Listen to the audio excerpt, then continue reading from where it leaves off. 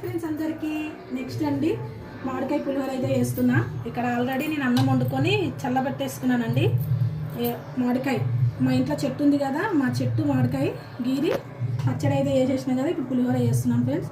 పచ్చిమిర్చి, ఎండుమిర్చి, కరివేపాకు, శనగపప్పు, పల్లీలు ఇప్పుడైతే చేసుకుంటున్నాను ఫ్రెండ్స్.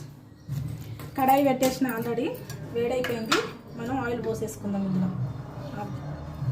ఇప్పుడైతే అన్నానికి మనము మామిడికాయ తురుము అయితే కలిపేసుకోవాలి. కొద్దిగా అయితే వేస్తున్నానండి, ఎక్కువ పుల్లగా అవుతుందని మనం కొద్దిగా వేసుకొని కలుపుకున్నాక సరిపోకపోతే మిగతా కూడా వేసుకొని కలుపుకుందాము. మామిడికాయ అంతా కలుపుకున్నాం కదా, ఇప్పుడు ఉప్పు వేసుకోవాలి. ఉప్పు వేసుకొని అన్నం అంతా మొత్తం మిక్స్ అయితే వేసేసుకున్నాం కదా.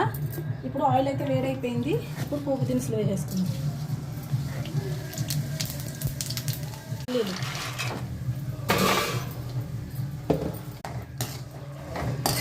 పల్లీలు దూరగా వేపుకోవాలండి. చూడండి పల్లీలు వేగిపోయినాయి కదా. ఇప్పుడు శనగపప్పు వేసుకోవాలి.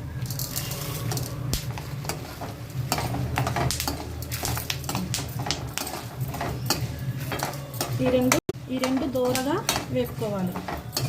శనగపప్పు పల్లీలు వేగిపోయినాయి కదా. ఇప్పుడు ఎండుమిర్చి వేసుకోవాలి.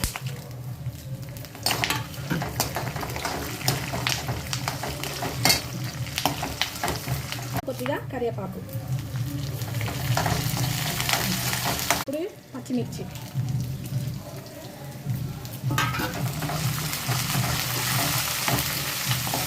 చూడండి పచ్చిమిర్చి, ఎండుమిర్చి, పల్లీలు అన్నీ వేగిపోయాయి కదా.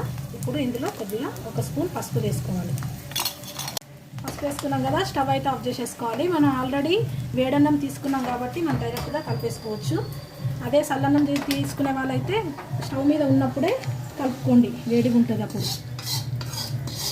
ఇప్పుడు ఇందులో మిక్స్ చేసుకో. ఇప్పుడు ఇదంతా కలుపుకోవాలి. పులిహోర అయితే రెడీ అయిపోయింది ఫ్రెండ్స్. ఎంతమంది ఇట్లా మామిడికాయ పులిహోర ఇష్టపడతారో కామెంట్ బాక్స్లో కామెంట్ చేయండి. Bye friends.